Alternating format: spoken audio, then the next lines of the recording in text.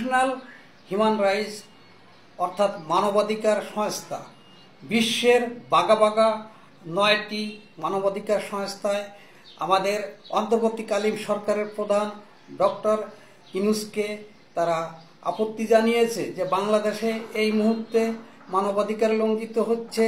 বিভিন্ন রাজনৈতিক দলকে তাদেরকে সমাবেশ করতে দেওয়া হচ্ছে না, তাদের মিটিং মিছিল করতে দেওয়া হচ্ছে না, বাধা সৃষ্টি করা হচ্ছে এবং বিভিন্ন উগ্রপন্থীরা এই বাধা সৃষ্টি করতেছে।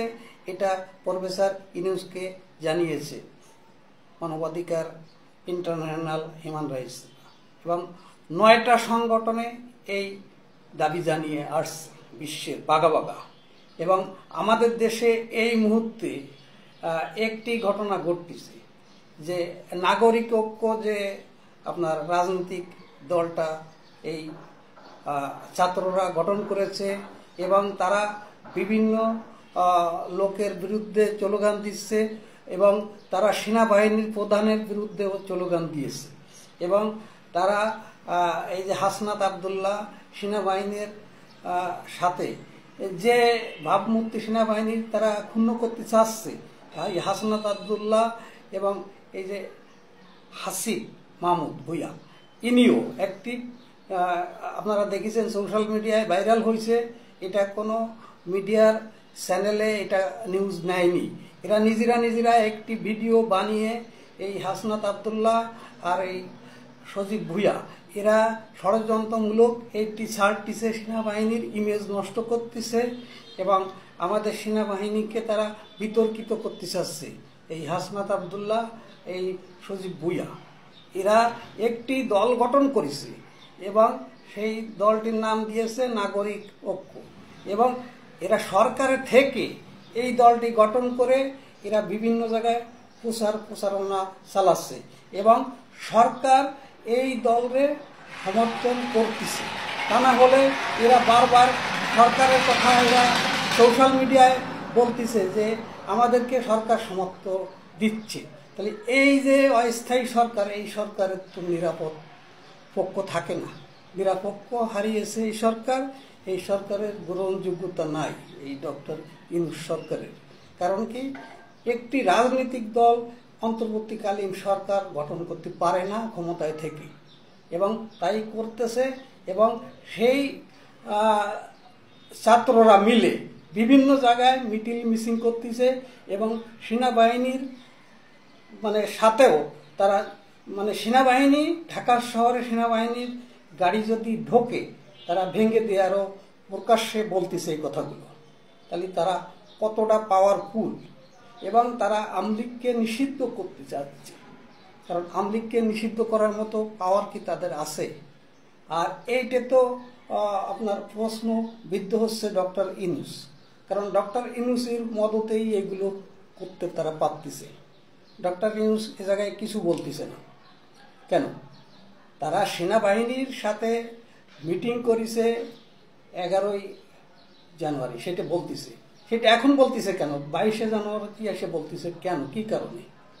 কারণ কি, এটা হলো একটা বানোয়াট, এটা মিথ্যা, এটা ষড়যন্ত্রমূলক।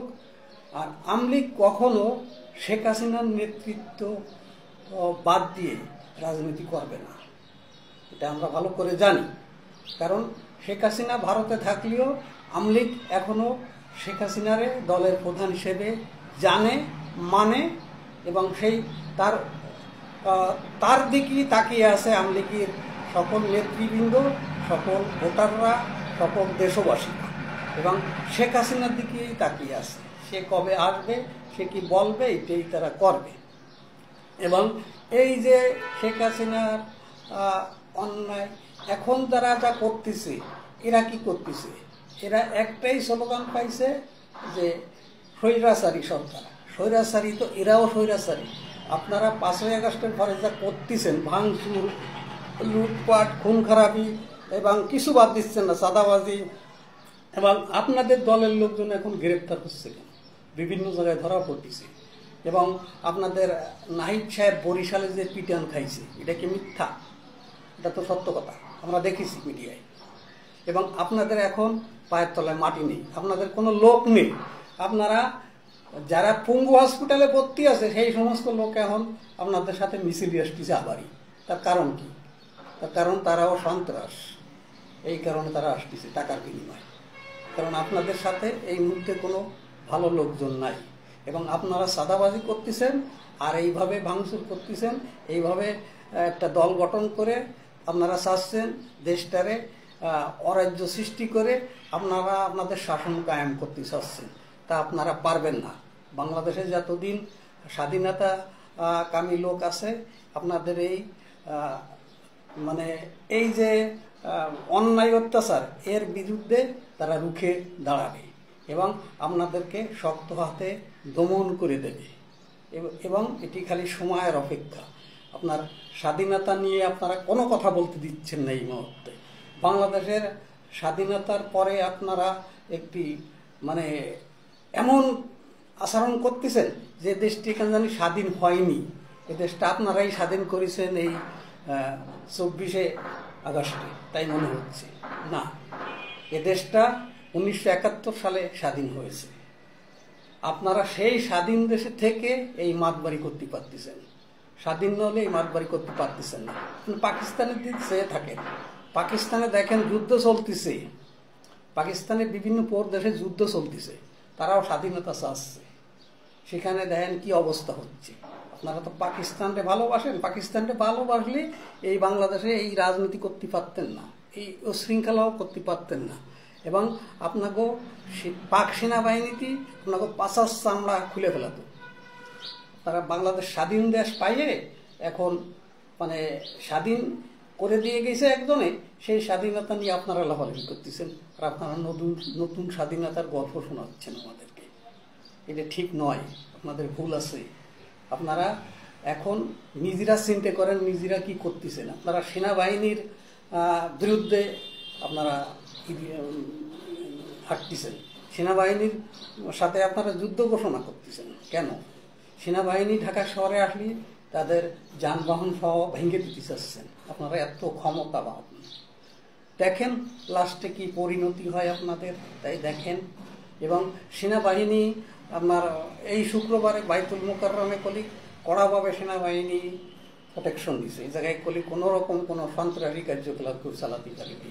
সেনাবাহিনী শক্ত হাতে দমন করেছে সেদিন। তারপরে এই যে কিছু উগ্রপন্থী গোষ্ঠী আছে, তারা ভারত বিদ্বেষী কথাবার্তা বলে এবং তারা ফিলিস্তিন, ইসরায়েল আর ভারত এটা তুলনা করতেছে যে ইসরায়েল বানাচ্ছে ভারতরে আর আমরা ফিলিস্তিনি। না, ভারত আমাকে স্বাধীনতার যুদ্ধে অনেক উপকার করেছে, স্বাধীনতার যুদ্ধে সহযোগিতা করেছে। ভারত কোনদিন আমাদের শত্রু না। আপনারা যারা শত্রু মনে করেন, আপনারা মূলি এই দেশে যারা ভারতরে শত্রু মনে করে তারা এই বাংলাদেশের স্বাধীনতারেও মানে নেয় না। যারা ভারতরে শত্রু মনে করে আর তারা বাংলাদেশের স্বাধীনতারেও মনে করে না, বাংলাদেশ স্বাধীন এটা মনে করে না। তারা স্বাধীন বাংলাদেশের লোকও না, তাদের মন মানসিকতা হলো পাকিস্তানি। আর এটা হলো একটি স্বাধীন বাংলাদেশ। স্বাধীন বাংলাদেশ যারা মানে তারা ভারতবর্ষকেও মানে। আমরা ভারতের উল্টো নয়, আমরা ভারতের পক্ষে, কারণ ভারত আমাকে উপকার করেছে, ক্ষতি করেনি। আপনি চীনের পক্ষ নিচ্ছেন। চীন আমাদের স্বাধীনতা যুদ্ধে চীন বাংলাদেশের পক্ষে ছিল না, চীন ছিল পাকিস্তানের পক্ষে আর ভারত ছিল আমাকে পক্ষে। এইটি আমরা বলতে পারি না, আপনারা হয়তো বলতে পারেন, কারণ আপনারা তো স্বাধীনতা চান নেই এই দেশের। এখন এই স্বাধীন দেশে এসে লাফালাফি করে মানে আমাদের মানে যারা আমাদের মিত্র শক্তি তাদেরকে আপনারা শত্রু বানাচ্ছেন আর শত্রুকে বন্ধু বানাতে চাচ্ছেন। আপনাদের মূল উদ্দেশ্যটা এটি, কারণ আপনারা লোকে রাজাকার, আল বদর, আল শাম, আপনারা লোকে মানে স্বাধীনতা যুদ্ধে পরাজিত সৈনিক। সেই জন্য আপনারা এই বাংলাদেশের এই ক্ষতি করতেছেন, এই মুহূর্তে বাংলাদেশকে ধ্বংস করতেছেন। আর এই ডক্টর ইউনূস সাহেবও সেইটে আস্তে আস্তে করতেছে, সাপোর্ট দিচ্ছে। সে কিছু বলতেছে না, সে শক্ত হাতে এটা দমন করতে পারে, সে করতেছে না।